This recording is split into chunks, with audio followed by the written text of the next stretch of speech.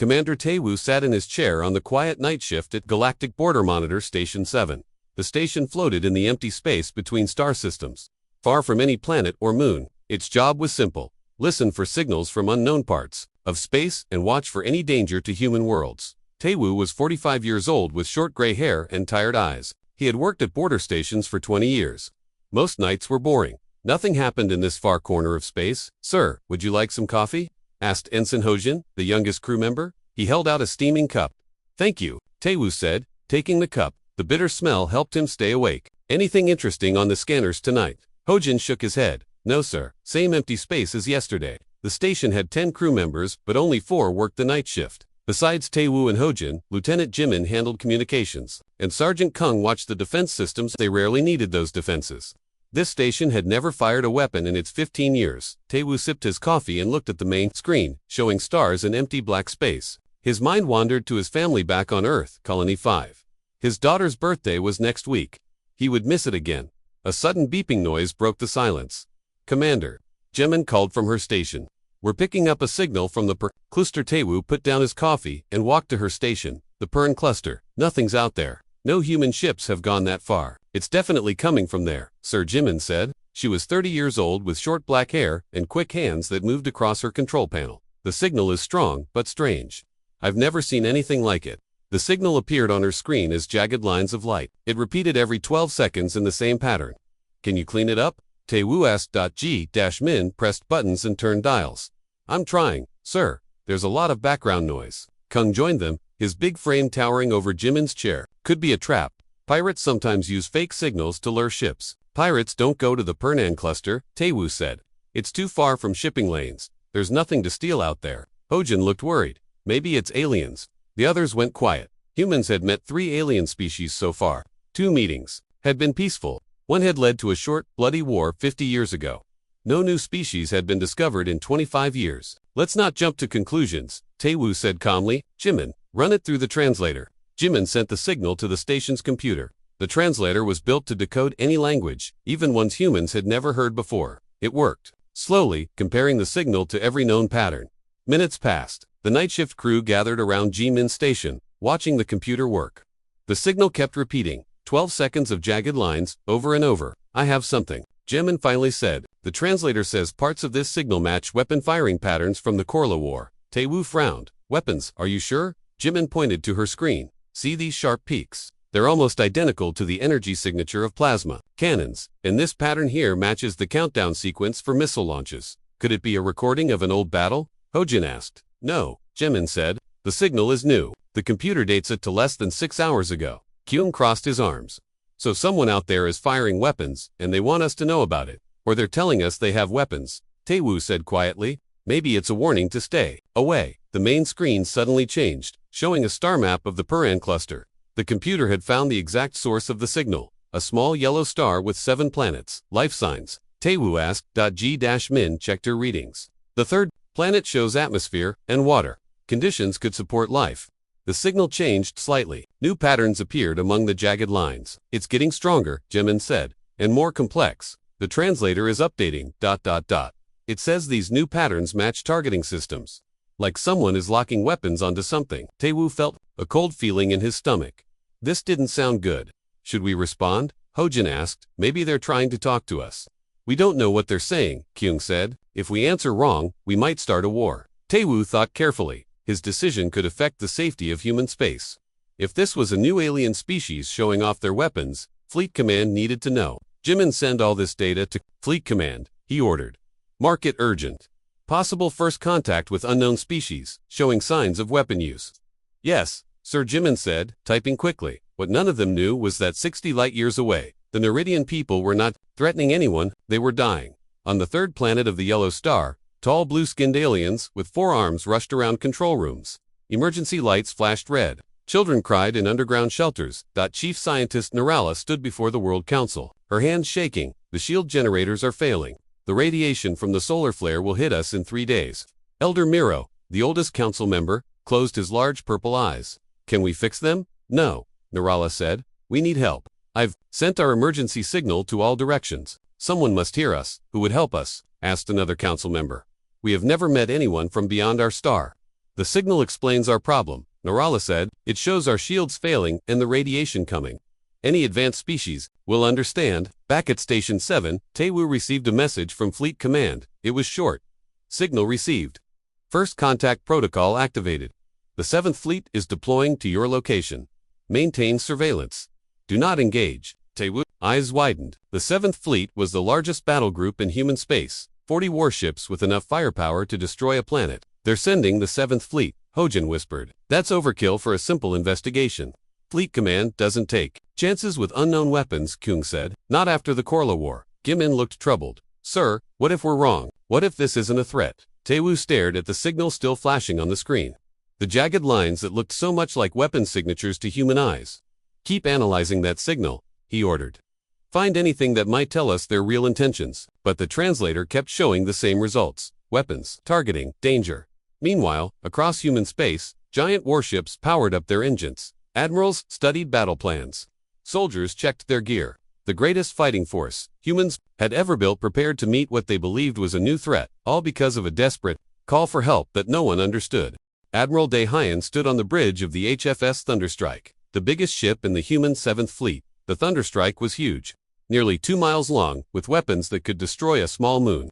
Through the large front window, Daehyun watched the stars streak by as the ship moved faster than light. Time to target, he asked. Captain Sang checked his screen. 6 hours. Admiral Daehyun nodded. He was tall with a strong face and gray hair cut short. At 62 years old, he had fought in 2 space wars and led many missions. He had seen too much fighting in his life. Part of him hoped this mission would not lead to more.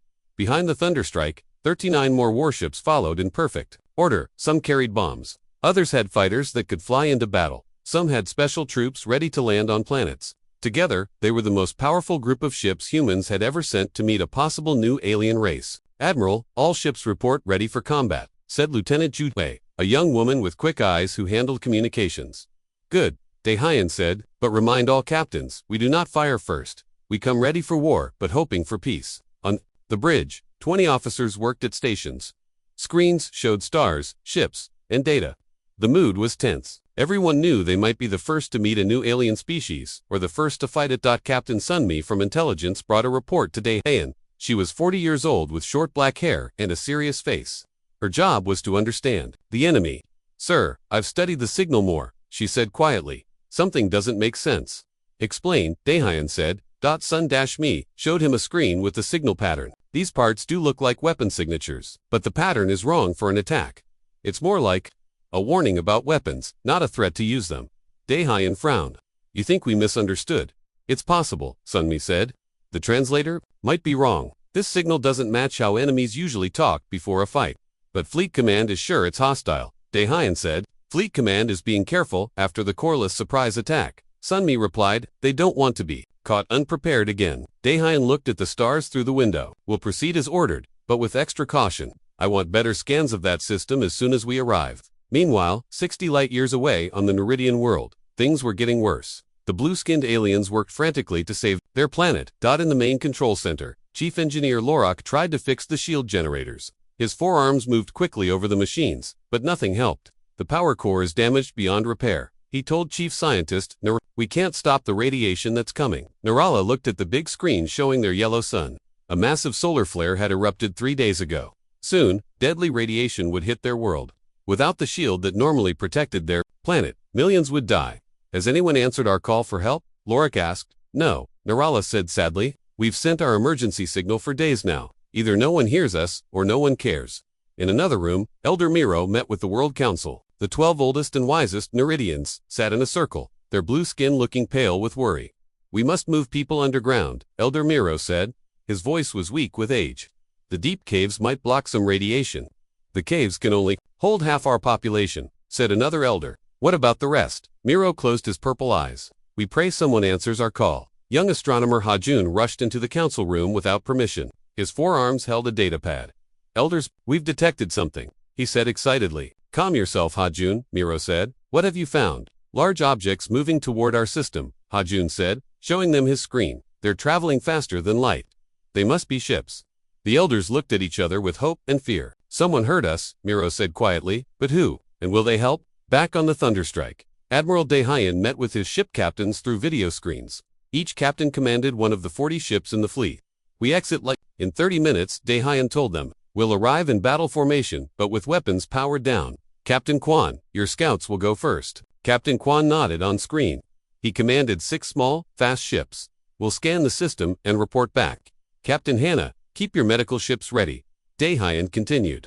If this is somehow a request for help, not a threat, we should be prepared. My medical teams are ready, Admiral, Captain Hannah said. She was an older woman with kind eyes who had spent 40 years treating the sick and wounded. What do we know about this species?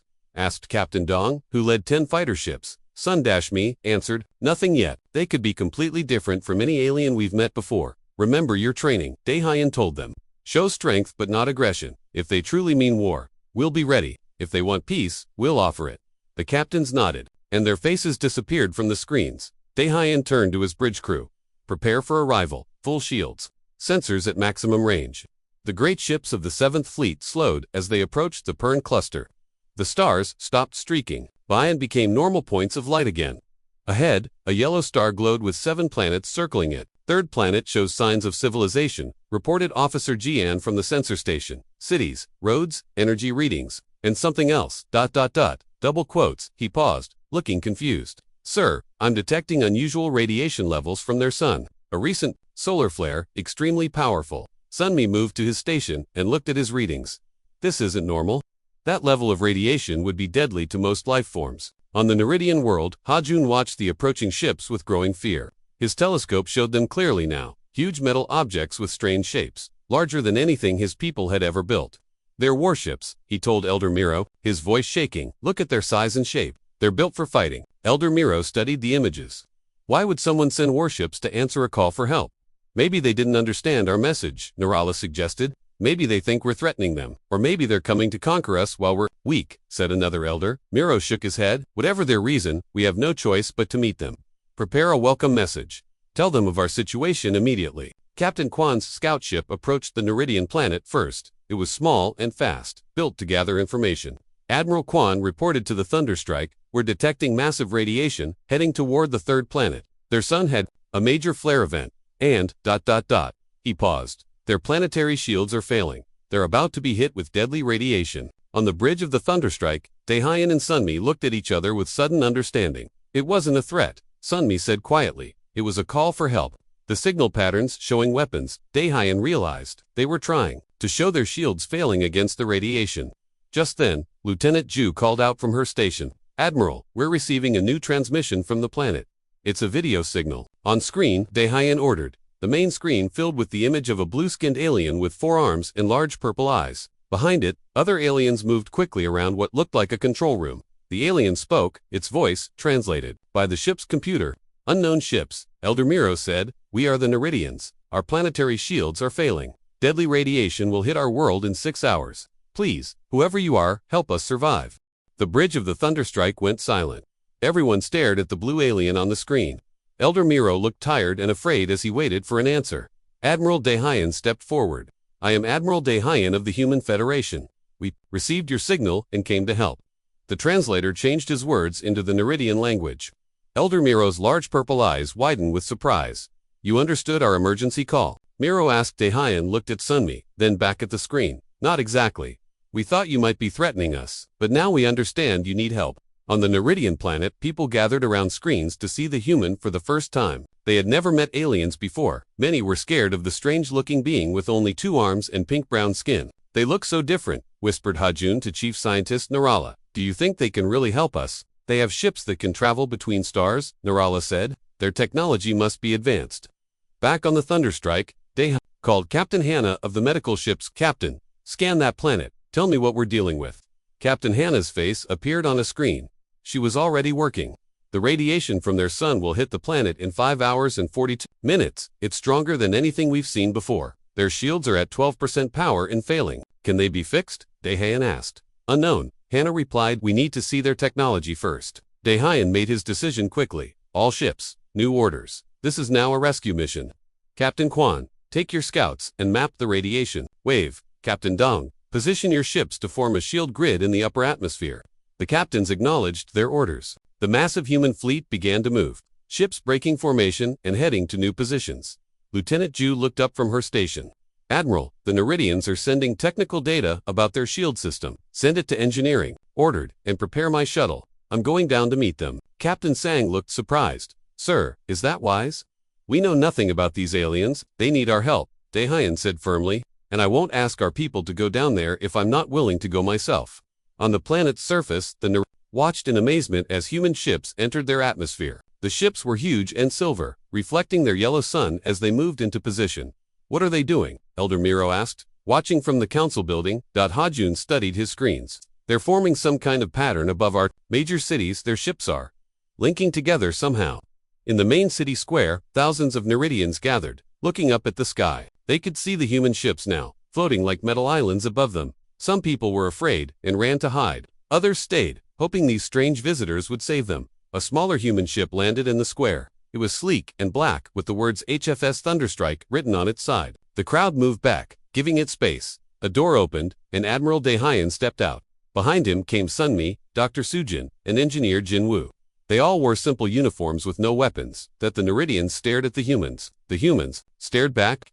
Two species from different worlds. Meeting for the first time, Elder Miro stepped forward with Narala and Hajuan beside him. The old Neridian looked small next to the tall human admiral. Welcome to our world, Miro said, raising all four of his hands in greeting. Though I wish it were under better circumstances. Daehyun bowed slightly. We came as quickly as we could. I'm sorry we misunderstood your message. What did you think we were saying? Hajun asked curiously. Sunmi answered, we thought you were threatening us with weapons. The pattern of your signal looked like weapon signatures to our computers. Narala looked shocked. No wonder you brought so many warships. Our emergency signal was showing our shields failing against radiation. We had no idea it could be misunderstood that way. Engineer Jinwoo stepped forward. He was younger than the others, with quick eyes and hands. We need to see your shield generators immediately. We don't have much time. Narala nodded and led Jinwoo away. Dr. Sujin went with them, carrying medical equipment to help any injured Neri, DANS. Above the planet. The human fleet continued to move into position. Captain Dong's ships formed a line in the upper atmosphere, their powerful shields linking together. All ships report ready, Captain Dong told Admiral Daehyun through a communicator. Our shields can block about 60% of the radiation. It won't be enough on its own. Understood, Daehyun replied. We're working on their ground shields now. In the main shield generator building, Jinwoo examined the Neridian technology. It was different from human designs but followed similar principles. The main power core was cracked and leaking energy. Can you fix it? Narala asked hopefully. Jinwoo shook his head. Not in time, but we might be able to connect our ship's power systems to yours. It won't be perfect, but it could help. Do whatever you can, Narala said. Our people are counting on you. Jinwoo called the Thunderstrike. This is Engineer Jinwoo. I need 20 engineering teams with portable power units, and send down the shield boosters from the cargo bay. On the Thunderstrike, officers rushed to follow these orders. Crew members loaded equipment onto shuttles. Engineers prepared power units. Medical teams gathered supplies for radiation treatment. Back in the city square, Daehyun and Miro talked about their peoples. We've met 3 other alien species before, Daehyun explained. Do became our friends. One tried to destroy us. We've never met anyone from beyond our world, Miro said. Some of our people are afraid of you. That's understandable, Daehyun replied. We were afraid too, when we got your signal. Fear comes from not knowing. Hajun had been studying the human ships on his datapad. Your ships are built for war, he said. Are humans fighters by nature? Daehyun smiled sadly. We fought each other for thousands of years before we went to the stars. We learned to build weapons before we learned wisdom. But we're trying to be better. More human shuttles landed around the city. Engineers in blue uniforms set up equipment. Medical teams in white helped sick Neridians. Soldiers in black provided security and helped move heavy items. Captain Quo's voice came through Daehyun's communicator. Admiral, the radiation wave will hit in 4 hours. It's worse than we thought. The levels are off the charts. Daehyun looked at the sky. It still looked normal and peaceful. Soon it would bring death. What if we fail? Miro asked quietly, seeing the worry on Daehyun's face. We won't, Daehyun said firmly. My fleet has never failed a mission. In the shield generator building, Jinwoo connected human power units to the Neridian shield system. Sparks flew as the different technologies were forced to work together. Neridian engineers watched and helped where they could. Power levels rising. A Neridian technician called out. Shields at 20%. Not enough, Jinwoo said. We need at least 60% to work with the fleet's shields. Narala pointed to a screen showing their planet. Human ships were now in position all around it, forming a protective net. I never thought I would see such a sight, she said. Strangers from the stars coming to save us. Jinwoo kept working. That's what humans do. We help when we can. In the city, Dr. Sujin examined Neridian children at a medical center. Their biology was different from humans, but she was learning quickly. These children already show signs of radiation exposure, she told a Neridian doctor. We need to move them underground. The caves can only hold so many, the Neridian doctor replied. Sujin called Captain Hannah. We need to evacuate the most vulnerable to the medical ships. Can you take 5,000 children and elders? We'll make room. Captain Hannah promised. The race against time continued as humans and Neridians worked together to save a world. 3 hours remained before the deadly radiation would hit the Neridian planet. The sky turned a strange orange color as the first light particles from the solar flare reached the upper atmosphere. To the Neridians, it was the color of death. In the shield generator building, engineer Jinwoo wiped sweat from his face as he worked. 20 human engineers and 15 Neridian technicians moved quickly around him, connecting cables and power units. Shield power at 35%, called out a Neridian named Toma. Still rising, but too slowly. Jinwoo looked at the main screen showing shield coverage. There were still large gaps over the southern cities. We need more power, Jinwoo said. He pressed his communicator. Admiral, the ground shields are only at 35%. We need at least 3 more generator units. On the thunderstrike, Admiral Daehyun received the message. He turned to Captain Sang. Take 3 generators from our main engines. Have them sent down. Immediately, sir, Sang replied with concern. If we remove those generators, the thunderstrike won't be able to leave this system. Then we won't leave, Daehyun said firmly. Not until these people are safe. Across the planet, humans and Neridians worked together. Human medical teams treated sick Neridians in hospitals. Human soldiers helped move people to underground shelters. Human scientists studied the coming radiation to better understand what they faced. In the main city, Dr. Sujin organized the evacuation of children to the human medical ships. Thousands of young Neridians lined up with their parents. Many were crying, afraid to leave their families. It's only for a short time, Sujin told a small blue child with big purple eyes. You'll be safe on our ships while we protect your planet. Will my parents be safe too? The child asked. Sujin looked at the worried Neridian parents standing nearby. She wanted to promise that everyone would be fine, but she couldn't lie. We're doing everything we can, she said gently. Above the planet, Captain Dong's ships maintained their shield grid. The ships floated in perfect formation, their energy shields linking together to create a protective blanket. Power levels stable, reported his second-in-command, but when that radiation hits, we'll only have 4 hours before our shields fail. The ground team needs to get those planet shields working before then, Dong said. He looked out his window at the beautiful blue planet below. So many lives depended on them now. Back on the surface, Elder Miro invited Admiral Daehyun to the Sacred Hall of History. It was a large room with walls covered in paintings and writing. Despite the crisis, Miro felt it was important for the human to understand Neridian culture. Our people have lived on this world for 50,000 years, Miro explained. We've had our wars and our peace. We've built cities and created art. Not so different from humans. I think Daehyun studied a painting of ancient Neridians building their first cities. We're more alike than different, he agreed. That's what I've learned from meeting other species. The details change, but the important things stay the same. If we survive this, Miro said, what will happen between our peoples? That would be up to you, Daehyun replied. We would offer friendship and trade, knowledge and technology, but we would never force anything on you. Their conversation was interrupted by Jinwoo's voice on the communicator. Admiral, we've received the new generators. Shield power, now, at 48% and rising. Good work, Daehyun said. Keep going. In the city square, Hajun had set up a public screen showing the human fleet above their planet. Thousands of Neridians watched in wonder as the ships moved in perfect harmony, adjusting their positions to strengthen the shield grid. Why would they do this for us? A Neridian woman asked Hajun. They don't even know us. Hajun had been thinking about this question. Maybe that's just who they are, he said. Maybe helping others is part of being human. 2 hours remained before the radiation wave. The orange sky grew darker, now showing streaks of red. In space, Captain Quan scout ships detected the leading edge of the wave. It's coming faster than we predicted, Quan reported to the fleet. New arrival time, 1 hour and 40 minutes. This news spread quickly. The work became more urgent. In the shield generator building, Jinwoo and his team pushed harder. Shield power at 55%, Toma announced. The new generators are working. Jinwoo nodded, but he wasn't satisfied. We need at least 60%. Reroute power from the city grid. The buildings can go dark for a while. Narala gave the order. Across the city, lights went out.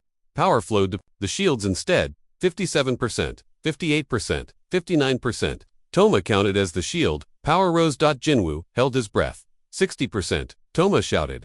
The room erupted in cheers. Neridians hugged each other. Some even hugged the human engineers. Jinwoo smiled but quickly refocused. Lock it in. Make sure it stays stable when the radiation hits. On the Thunderstrike, Admiral Dae-hyun received the good news. Ground shields at 60%. Combined with our fleet shield at 60%, that should be enough to protect the planet. Captain Sang looked relieved, but still concerned. It's going to be close. Sir, have faith, Captain Dae-hyun said, in our ships and in our people down there. 1 hour remained. The evacuation of children and elders to the human ships was almost complete. Dr. Sujin helped the last group board a shuttle. That's 5,000 Neridians safely on our medical ships, she reported to Admiral Dae. The rest are either in underground shelters or protected by the shields. Good work, Dr. Dae-hyun replied. Get yourself to safety now. I'm staying at the main hospital, Sujin said. There are patients who can't be moved. Dae-hyun wanted to order her back to the ship, but he knew she wouldn't leave those who needed her. That's why she was the best doctor in the fleet. Be careful, was all he said. 30 minutes remained. The sky was now blood red. The air felt strange, charged with energy. Birds stopped singing. Animals hid. Nature itself seemed to be holding its breath. In the shield control room, Jinwoo and Toma monitored the systems. Everything was ready, but Jinwoo felt the weight of millions of lives on his shoulders. I've never done anything this important before, he admitted to Toma. The Neridian looked at him with kind eyes. None of us have, but we're not alone anymore. Above the planet, the human fleet made final adjustments. Captain Dong's ships tightened their formation. Captain Hannah's medical ships moved to the shadow of the planet for extra protection. Captain Kwan's scouts took positions to monitor the radiation wave. Wave approaching, Kwan reported. Impact in 10 minutes. On the Thunderstrike, Admiral Dae-hyun addressed his fleet.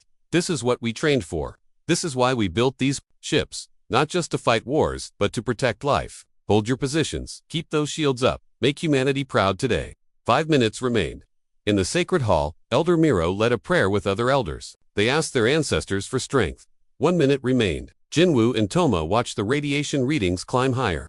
Here it comes, Jinwoo said quietly. The wave hit the fleet first. The ships shuddered as radiation slammed into their shields. Energy crackled across the shield grid, beautiful but deadly.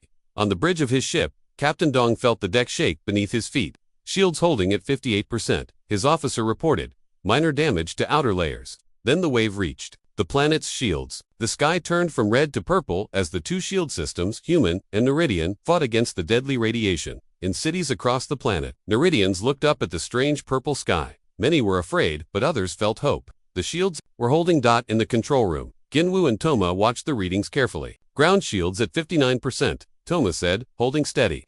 Jinwoo let out the breath he'd been holding. We did it, he said. We actually did it. The radiation wave continued to pound the planet, but the combined shields held firm. Human technology and Neridian determination had created something stronger than either could have built alone. In that moment, two civilizations from different stars became truly connected, not through war or fear, but through cooperation and hope. The fleet from hell had become saviors from the heavens. The radiation storm lasted for 3 days. For 72 hours, the combined shields of human ships and Neridian ground generators held back the deadly invisible enemy. The purple glow in the sky became a symbol of hope to the Neridian people, proof that they were not alone in the universe. In the shield control room, Jinwoo hadn't slept for nearly 40 hours. He sat in a chair, drinking his 6th cup of a Neridian drink that tasted like strong coffee. His eyes were red, but he refused to leave his post. The fleet shields are down to 40%, he told Toma, who looked just as tired. If the radiation doesn't stop soon, we'll lose the outer layer. Toma checked his own readings. Ground shields at 45%, still holding. Admiral Dae-hyun's voice came through Jinwoo's communicator. Engineer, what's your status? We're hanging on, Sir, Jinwoo replied. But the power cells are getting hot. We might need to shut down for cooling soon. Do what you must, Dae-hyun said. Captain Dong is rotating his ships to spread the shield strain. That should buy us a few more hours. Above the planet, the human fleet had formed a rotating pattern. Ships with weakened shields moved to the back, while fresh ships took their place at the front. It was like a carefully planned dance in space. On the bridge of the Thunderstrike, Admiral Dae-hyun watched the radiation levels on the main screen. The numbers had been falling slowly for the past hour. Sir, Captain Sang said, hope in his voice. I think the worst has passed. Dae-hyun studied the data carefully. You're right, the radiation is decreasing. Alert all ships and ground teams. We're not out of danger yet, but the end is in sight. The news spread quickly through the fleet, and down to the planet, tired crews allowed themselves small smiles. They had faced the impossible and were winning. In the main city hospital, Dr. Sujin treated Neridians who had been exposed to radiation before the shields were in place. She had learned more about Neridian biology in 3 days than most doctors learn about a new species in years. Their bodies process radiation differently than ours. She explained to her medical team. They're more resistant in some ways, more vulnerable in others. A young Neridian doctor named Lena worked beside her. They had developed a new treatment together, combining human medicine with Neridian healing practices. Another patient responding well to the treatment, Lena said, checking a monitor. That's 15 out of 20 showing improvement. Sujin nodded, too tired to smile. We need to document everything. This knowledge could save lives in the future. Outside the hospital, Neridian citizens brought food and drinks for the human workers, despite their own hardships. They wanted to show gratitude to the strangers who had come to their rescue. On the 4th day, the radiation levels finally dropped to safe levels. The storm had passed. In the shield control room, Jinwoo and Toma watched as the numbers fell to normal. We can power down the emergency shields, Toma said, his voice filled with disbelief. We actually survived. Jinwoo leaned back in his chair and closed his eyes. Wake me up in a week, he joked. Throughout the planet, people emerged from underground shelters. They looked up at a sky that was blue again, not the deadly orange or protective purple of recent days. Human ships still floated above their cities, but now they seemed like guardians rather than invaders. In the sacred hall, Elder Miro met with Admiral Daehyun. Both leaders looked tired but satisfied. How can we ever repay you? Miro asked, his forehands clasped together in a gesture of respect. Daehyun shook his head. There is no debt between friends. We helped because it was right, not because we expected payment. Nevertheless, Miro said, this day marks a new chapter for our people. We would like to establish formal relations with your human federation. I would be honored to arrange that, Daehyun replied. There is much our peoples can learn from each other. Later that day, the children and elders who had been evacuated to the human ships returned to the surface. Families reunited with tears and laughter. Young Neridians told excited stories about the amazing things they had seen on the human vessels. They have rooms where you can feel like you're standing on Earth, one child told his friends. They showed us oceans and mountains and animals we've never seen. In the city square, Hajun set up a special broadcast system. For the first time, the leaders of both species would address all Neridians together. Elder Miro spoke first. His voice carried to every city on the planet. Today, we stand in the light of our sun once again. We faced extinction, and instead found friendship among the stars. The humans came to us as strangers. They leave as brothers and sisters. Admiral Daehyun stepped forward next. Many Neridians were still amazed by how different humans looked, with their 2 arms and pink-brown skin.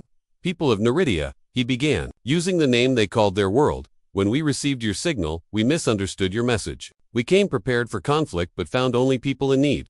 You have taught us an important lesson about communication and understanding. This is not the end of our relationship, but only the beginning.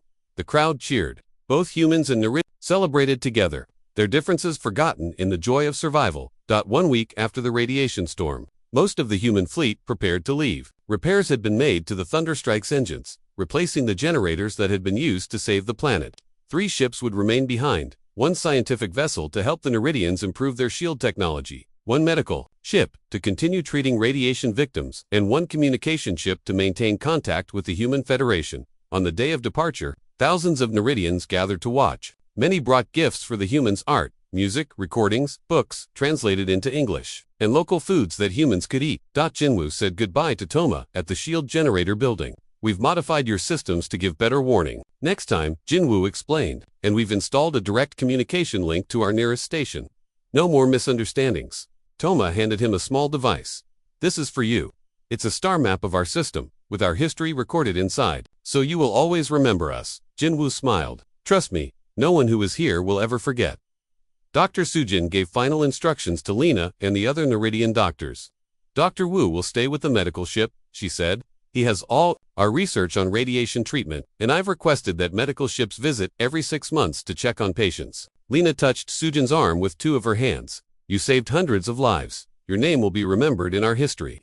In the sacred hall, Elder Miro presented Admiral Daehyun with the highest honor of the Neridian people, a crystal sphere containing light from their sun, captured before the solar flare. May this remind you that even in times of darkness, light persists, Miro said. Daehyun accepted the gift with a bow. And may it remind us that sometimes, misunderstandings can lead to unexpected friendships. As the human fleet rose into the sky, Hajun stood with Narala, watching the massive ships grow smaller. Do you think they'll come back? Hajun asked. Narala nodded. They will, and someday, we will visit their worlds too. The universe just got much smaller, and much more interesting. The fleet from hell. The warships that had arrived ready for battle departed as a symbol of hope. Stories would be told for generations about the day the humans came, how a message for help was misunderstood, how strangers became saviors, and how two different peoples from distant stars found common ground in the face of disaster. On the bridge of the Thunderstrike, Admiral Dehayan looked back at the blue planet growing smaller on the screen. "Set course for home," he ordered, "and update our translation systems. Next time someone calls for help, I want to make sure we understand them correctly." "Yes, sir," Captain Sang replied with a smile. Lesson learned. The mighty warships jumped to lightspeed, leaving behind not a conquered world, but a grateful friend and a new chapter in the story of both species.